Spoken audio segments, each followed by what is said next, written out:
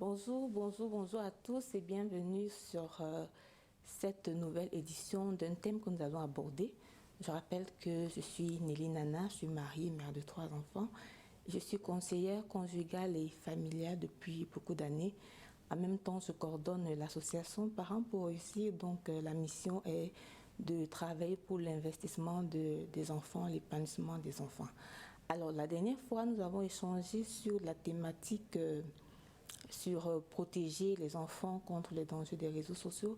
Et en titre de rappel, nous devons dire que la chose à retenir, c'est que pour mieux protéger ces enfants, il faut être proche d'eux, il faut pouvoir les accompagner, il faut pouvoir bien communiquer avec eux sur les dangers des réseaux sociaux. Il faut prendre des mesures telles que contrôler leur accès aux téléphones et surtout les téléphones Internet et Android. Alors aujourd'hui, nous allons parler d'un thème aussi important dans le mariage, c'est la question de la soumission de la femme. Je dirais que beaucoup de femmes ont des appréhensions sur la soumission et beaucoup d'autres personnes ne savent pas exactement ce que c'est la soumission. Nous parlerons de ce thème donc. C'est quoi la soumission?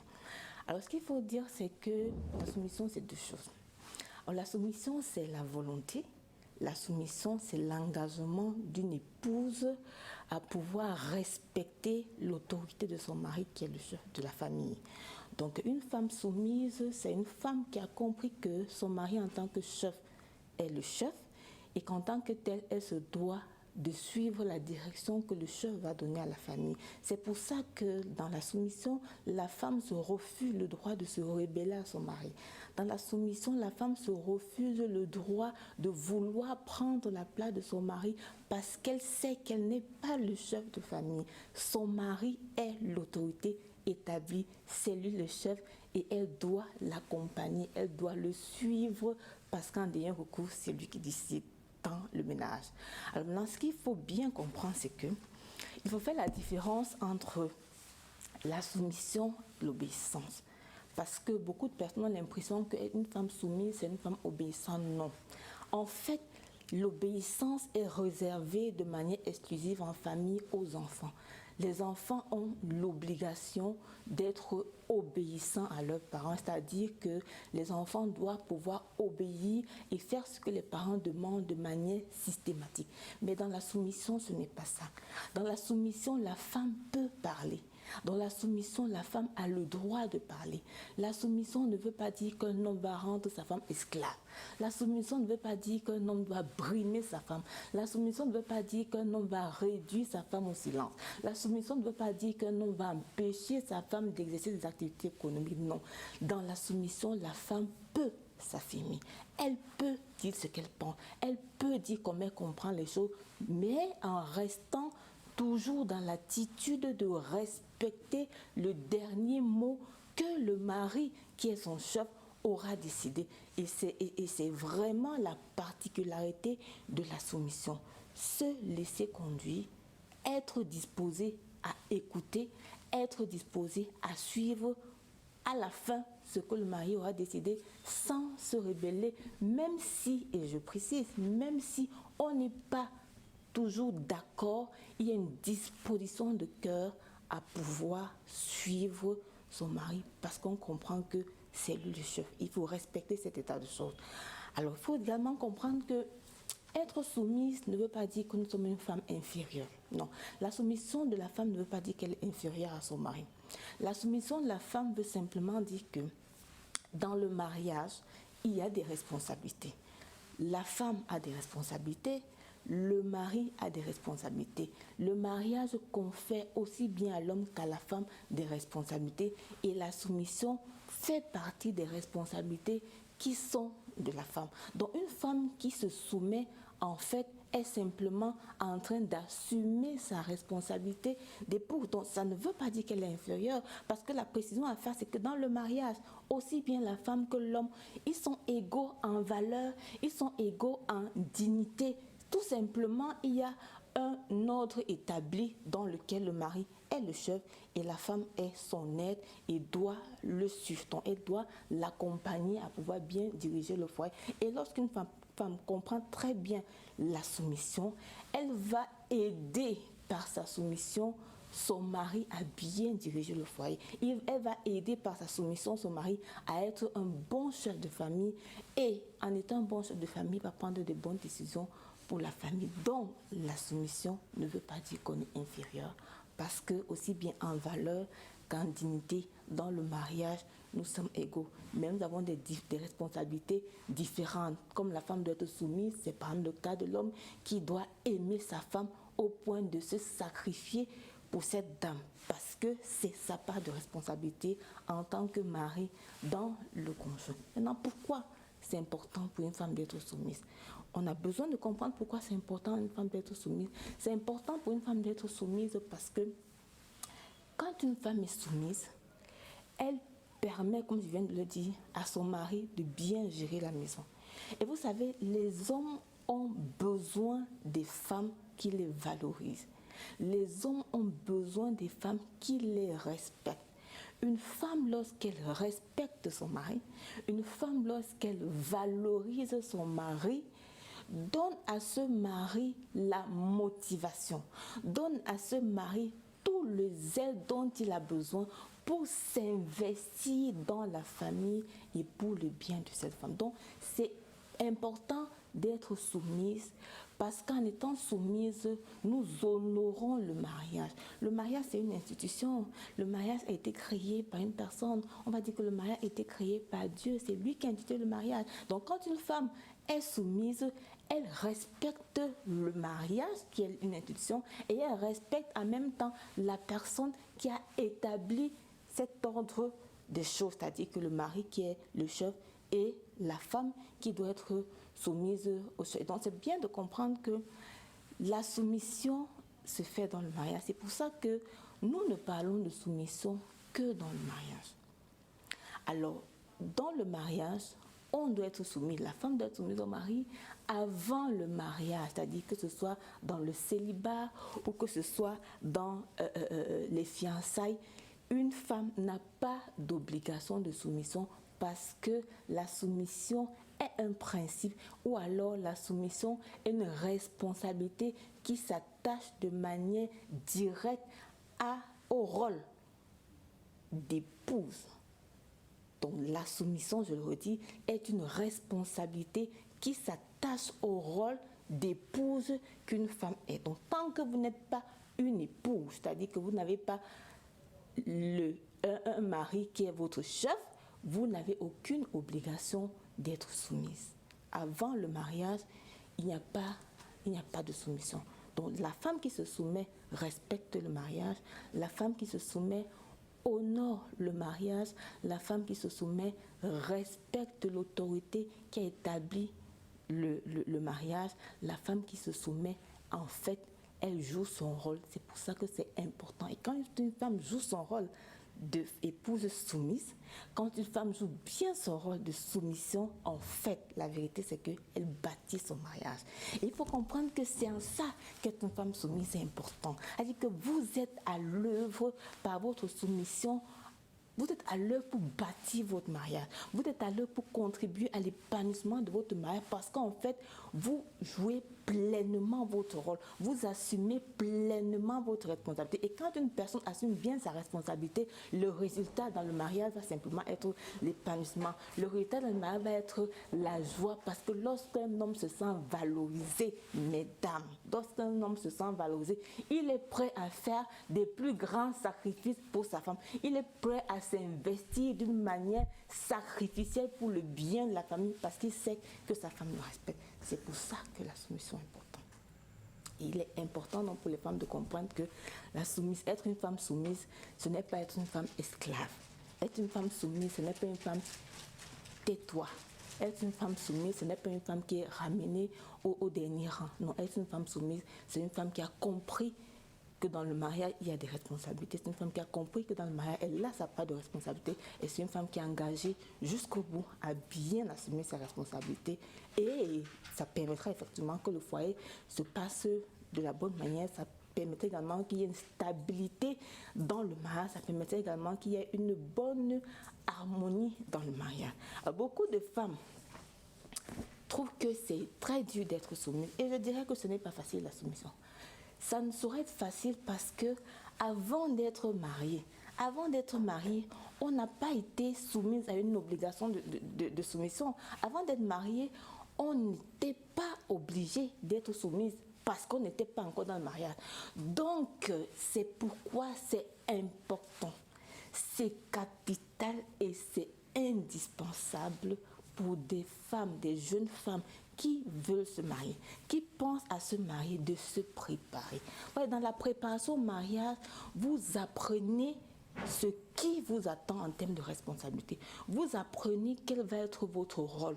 Et vous pouvez, avant d'entrer dans le mariage, vous préparer à pouvoir jouer ce rôle. Alors, pourquoi la soumission est difficile? Pourquoi beaucoup trouvent que la soumission est difficile? Et ça se comprend. Parce qu'avant de se marier, pendant que nous sommes célibataires, vous pouvez vous lever le matin, partir là où vous voulez, rentrer à l'heure que vous voulez. Vraiment, vous n'avez aucune obligation de rendre compte à un homme parce que vous êtes votre propre chef. Et donc, quand on a cultivé cette, on va dire, cette liberté comme ça, quand on a cultivé le fait de ne rendre compte à personne, de faire comme on veut, de rentrer à l'heure qu'on veut, de sortir à l'heure qu'on veut, et quand on entre dans le mariage sans avoir préparé son mariage, sans avoir compris l'enjeu des responsabilités d'un mariage, il devient compliqué pour cette femme d'être une femme soumise parce qu'elle aura tendance à vouloir continuer sa vie de célibataire. Elle aura tendance à vouloir prendre ses décisions seule. Elle aura tendance à vouloir partir là où elle veut sans consulter son mari. Elle aura tendance à pouvoir initier un ensemble de choses seule parce que c'était ça son mode de vie. Alors qu'un des principes forts, un des principes clés et un des principes fondamentaux dans le mariage, c'est l'unité des conjoints. L'unité des conjoints veut simplement dire qu'une fois que nous quittons de notre statut de célibat, des célibataires, et que nous décidons d'entrer dans le mariage, nous nous engageons à ne plus jamais faire quelque chose seul. Nous nous engageons à toujours impliquer notre conjoint. Nous nous engageons à toujours prendre la vie de notre conjoint parce que nous avons choisi en nous mariant d'arrêter de gérer notre vie seule. Nous avons décidé en nous mariant d'impliquer notre conjoint dans le mariage. Et donc une femme qui ne s'est pas préparée à comprendre cette responsabilité de la soumission aura du mal à être soumise. Elle aura vraiment du mal à être soumise parce qu'elle aura tendance à continuer à gérer sa vie seule. Et donc maintenant, elle aura besoin, une fois mariée, d'apprendre à être une femme soumise. Oui, ça s'apprend la soumission. Nous ne naissons pas des personnes soumises. Nous, je dis, nous parlons des êtres humains en général, est motivé par le fait de liberté, de faire ce qu'il veut, comme il veut. Mais une fois que nous sommes mariés, une femme doit comprendre que elle doit apprendre à être une femme soumise. Ça s'apprend.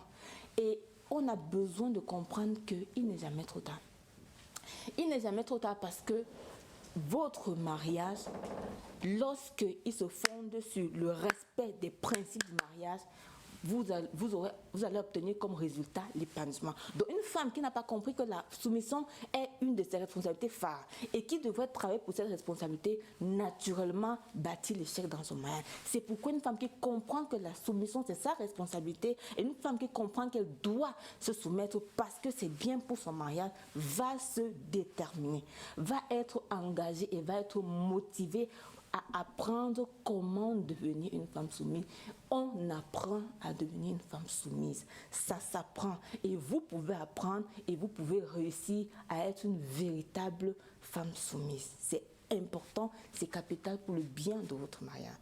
Alors pourquoi ou bien quelles sont les caractéristiques? Parce que ce qu'il faut dire, c'est que une femme soumise a des qualités indéniables.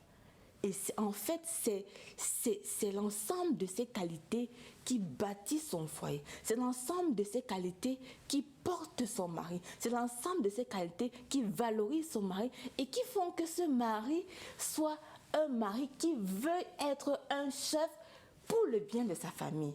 Une des qualités clés d'une femme soumise, c'est qu'une femme soumise est lente à parler.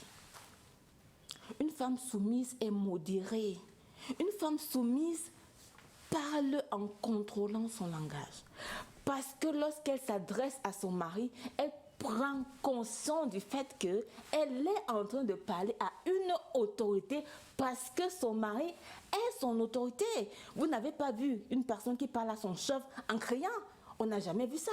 On n'a pas vu quelqu'un qui parle à son chef avec des mauvais gestes. Non, une femme mariée dans la soumission comprend que son mari étant son autorité, pour parler à son mari, elle va choisir les mots. Elle va peser les mots. Elle va sous-peser les mots. Elle va sortir de sa bouche des mots agréables qui vont plaire au chef. Et le chef qui sera content de ce genre de mots va être motivé à être un bon chef. Donc la femme soumise est la femme qui parle d'une manière réservée. La femme soumise est la femme qui parle en contrôlant son langage parce qu'elle est consciente qu'elle s'adresse à une autorité. Une autre qualité importante d'une femme soumise, c'est que la femme soumise, c'est une femme qui est une femme de prière. Alors c'est important de dire ça. C'est important de dire ça pourquoi? Parce que vous savez, dans le mariage, quand il y a un sujet de discussion et que le mari et la femme, après avoir discuté, échangé, débattu et tout ça, n'arrivent pas à s'accorder sur la décision à prendre, en dernier ressort, la personne qui va décider, c'est le chef de famille. Le mari va décider en dernier ressort parce que le chef de famille. Alors maintenant, il peut arriver, et vraiment il peut arriver que la femme se rende compte que la décision que son mari s'apprête à prendre est une décision mauvaise. Il peut même arriver qu'elle ait une clairvoyance. Il peut même arriver qu'elle ait parfaitement raison que son mari est en train de faire une grave erreur en décidant de partir dans cette direction. Parce qu'elle est soumise, elle respecte les décisions de son mari. Mais si elle est une femme de prière, puisqu'elle doit être une femme de prière, elle peut faire ce qu'on appelle un droit de recours à celui qui est le chef de son chef. Parce qu'en fait, la personne qui a fait le mariage, la personne qui a institué le mariage, donc c'est Dieu. Et donc Dieu a établi le mari comme le chef. Et ça veut donc dire que Dieu, lui, il est le chef du mari. Donc, pendant que le mari, qui est le chef de la femme, est en train de prendre une mauvaise direction, la femme donc peut aller rencontrer le chef de son chef-ci par la prière. Elle peut prier, invoquer le chef de son mari pour dire: pardon, ne laisse pas que mon chef-ci nous amène dans une direction qui va nous tuer.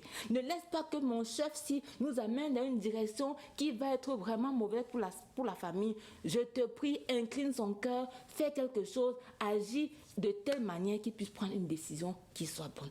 Vous voyez, et c'est ça qui est important. Parce qu'à ce moment, une autre femme qui n'a pas compris la soumission va se rebeller et dire: non, pourquoi tu fais ça? Pourquoi tu fais comme ça? Tu es un mauvais mari, tu prends une mauvaise décision, tu ne m'écoutes pas, non.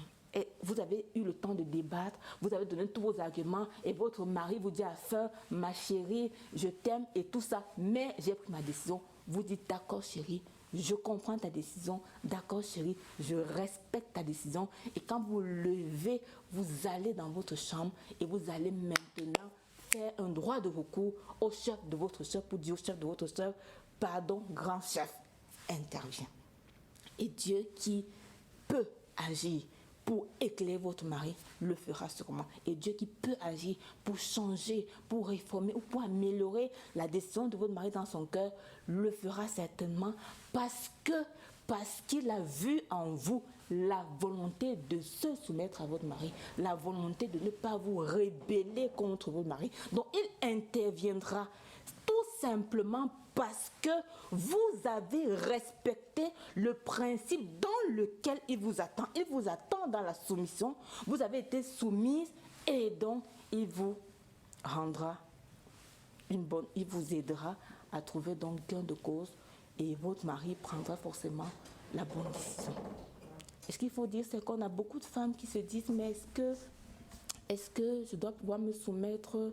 Est-ce que je dois pouvoir me soumettre à mon mari lorsqu'il se comporte mal? Je veux dire qu'une autre caractéristique de la femme soumise, c'est que la femme soumise respecte et valorise son mari. Ce qu'il faut dire, c'est que une femme, toutes les femmes connaissent les défauts de leur mari. Mais la femme soumise ne va jamais afficher publiquement son mari. Non, mesdames. Une femme soumise montre aux gens les qualités de son mari. Une femme soumise fait les éloges de son mari en public. Elle ne vend pas son mari. Elle n'expose pas son mari. On ne parle pas mal d'un chef à la réunion familiale qui est son mari. On ne parle pas de son chef dans une causerie avec les copines. On ne parle pas de son chef au marché. Bref, on respecte l'autorité de son chef. Et la femme soumise comprend ça. Et elle comprend ça, elle ne permet même pas que les gens parlent mal de son mari en sa présence. Si elle n'a pas les moyens de vous arrêter, la chose qu'elle fait, c'est qu'elle quitte. Parce qu'elle respecte trop son mari pour laisser que les gens bafouent l'autorité de son mari en le vilipendant. Et c'est important pour une femme de comprendre que cette caractéristique de la femme soumise, c'est important de les revêtir. C'est important de les revêtir parce que le bien de votre foyer est en jeu. Alors, comme je disais tantôt, beaucoup de femmes vont vous dire, mais un mari qui n'est pas un bon chef, est-ce qu'on doit être soumise quand le mari n'est pas un bon chef? Alors, je vais vous dire que, et je le rappelle, on ne se soumet pas à son mari parce qu'il est un bon mari. Ou on ne se rebelle pas contre son mari parce qu'il est un mauvais mari. Je répète que la soumission est tout simplement liée à une responsabilité qui nous incombe en tant qu'épouse. Ça veut dire qu'en fait, une femme se doit d'être soumise à son mari, fût-il, selon elle, un mauvais mari. Tout simplement parce que la soumission n'est pas liée à l'état du mari. La soumission n'est pas liée à la qualité du mari. La soumission est liée au fait qu'elle est une épouse et en tant qu'épouse, elle a des responsabilités à assumer et la soumission en fait partie. Maintenant, c'est qu'il faut dire que ça peut être compliqué pour une femme d'être soumise à un mari qu'elle dit être un mauvais mari. Ça peut être compliqué, mais elle doit comprendre le principe d'être soumise, même si son mari est le pire des maris selon elle. L'état de votre mari, ce que vous pensez de votre mari n'enlève à rien votre responsabilité de soumission, mesdames. Soyez des femmes soumises, respectez votre mari, soyez disposées à écouter votre mari, parce que c'est ça le rôle que vous devez jouer dans le mariage. Et c'est important que chaque femme puisse effectivement comprendre. Maintenant, qu'est-ce qu'une femme gagne? Et nous allons terminer par là. Qu'est-ce qu'une femme gagne en étant une femme soumise? La première des choses qu'une femme gagne et qui est quelque chose d'important, et je dirais de très important, c'est qu'une femme soumise est un bon allié. Vous savez, si vous entrez dans cette institution qu'est le mariage et que vous décidez de respecter les principes qui ont été établis pour le bon fonctionnement du mariage, la personne qui a institué le mariage devient forcément votre allié parce qu'il comprend qu'en vous, il trouve quelqu'un qui veut honorer son institution. Donc une femme qui est soumise et une femme qui a un bon engagement à la soumission a naturellement le bénéfice d'avoir comme allié, comme partenaire dans son mariage, l'instituteur du mariage qui est Dieu. Et donc elle aura toujours son soutien, elle aura toujours son appui dans les situations difficiles, elle pourra aller vers lui à tout moment parce qu'elle a décidé d'honorer les principes du mariage et la responsabilité qui lui incombe, qui est celle de la soumission.